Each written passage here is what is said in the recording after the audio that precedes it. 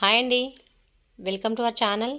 ఈరోజు మన ఛానల్లో కరకరలాడే డైమండ్ చిప్స్ సింపుల్గా అండ్ టేస్టీగా ఎలా చేయాలో చూద్దామండి. వీడియోకి వెళ్ళే ముందు మన ఛానల్ని లైక్ చేయండి, షేర్ చేయండి, సబ్స్క్రైబ్ చేయండి. Please support me friends.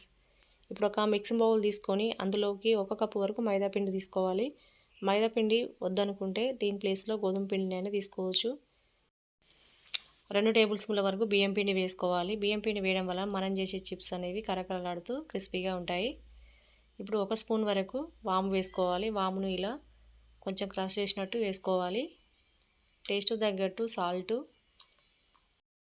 ఇప్పుడు ఒక 2 టేబుల్ స్పూన్ల వరకు నెయ్యిని బాగా వేడి చేసి వేసుకోవాలి. ఇప్పుడు స్పూన్ తోటి అంతా ఒకసారి బాగా కలుపుకోవాలి. ఇప్పుడు చేయితోటి పిండిని బాగా రబ్ చేసినట్టు ఇలా కలుపుకోవాలి.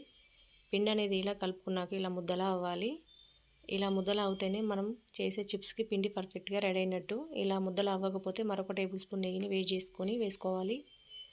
ఇప్పుడు ఇందులోకి కొన్ని వాటర్ పోసుకొని పిండి మొత్తాన్ని బాగా కలుపుకోవాలి. పిండిని మరీ గట్టిగా కాకుండా మరీ సాఫ్ట్గా కాకుండా సెమీ సాఫ్ట్గా ఉండేటట్టు కలుపుకోవాలి. పిండిని ఇలా కలుపుకున్నాక మూత పెట్టి ఒక 10 నిమిషాలు పక్కన పెట్టుకోవాలి. 10 నిమిషాల తర్వాత పిండిని మళ్ళీ ఒకసారి బాగా కలుపుకొని ఇలా 2 పార్ట్స్గా డివైడ్ చేసుకోవాలి. ఇప్పుడు ఒక పిండి ముద్దను తీసుకొని మిగిలిన పిండి ముద్దకు మూత పెట్టి పక్కన పెట్టుకోవాలి. ఇప్పుడు ఒక చపాతీ పీట తీసుకొని మనం తీసుకున్న పిండి ముద్దను దానిపైన పెట్టుకోవాలి. ఇప్పుడు ఈ పిండి పైన పొడి పిండి చల్లుకొని ఇలా 2 వైపులా తిప్పుకుంటూ చపాతీ కర్రతోటి బాగా రోల్ చేసుకోవాలి.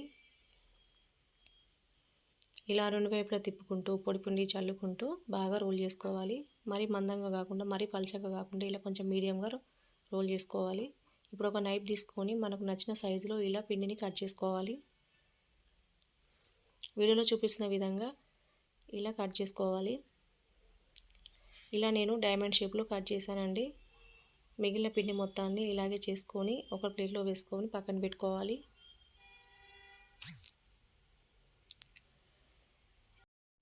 ఇప్పుడు స్టవ్ మీద ఒక ప్యాన్ పెట్టుకొని అందులోకి డీప్ ఫ్రై సరిపడా ఆయిల్ వేసుకోవాలి.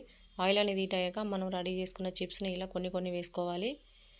ఇలా చిప్స్ అనేది ఆయిల్లో వేసుకున్నాక ఇలా పొంగి పైకి తేలుతాయి. ఇప్పుడు ఒక గరిటె తీసుకొని వీటిని ఇలా తిప్పుకుంటూ బాగా ఫ్రై చేసుకోవాలి. మరి ఎక్కువగా కలర్ రావాల్సిన అవసరం లేదండి. ఇలా కొంచెం కలర్ అనేది చేంజ్ అయ్యాక వీటిని ఒక ప్లేట్లోకి వేసుకోవాలి. మరి ఎక్కువగా ఫ్రై చేశారంటే బయటికి తీసాక కలర్ అనేది బాగా చేంజ్ అయిపోతాయి. ఇలా మంచిగా ఫ్రై అయ్యాక వీటిని ఒక టిష్యూ ఉన్న ప్లేట్లోకి వేసుకోవాలి. మిగతా వాటిని కూడా ఇలాగే ఫ్రై చేసుకొని తీసుకోవాలి. అంతేనండి, మన కరకరలాడే డైమండ్ చిప్స్ రెడీ అండి.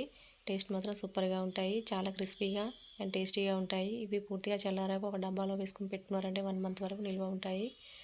ఇది సింపుల్ అండ్ టేస్టీ అయిన ఈవినింగ్ స్నాక్ రెసిపీ. మీకు నచ్చినట్లయితే లైక్ చేయండి, షేర్ చేయండి, సబ్స్క్రైబ్ చేయండి. Please support me friends. Thanks for watching.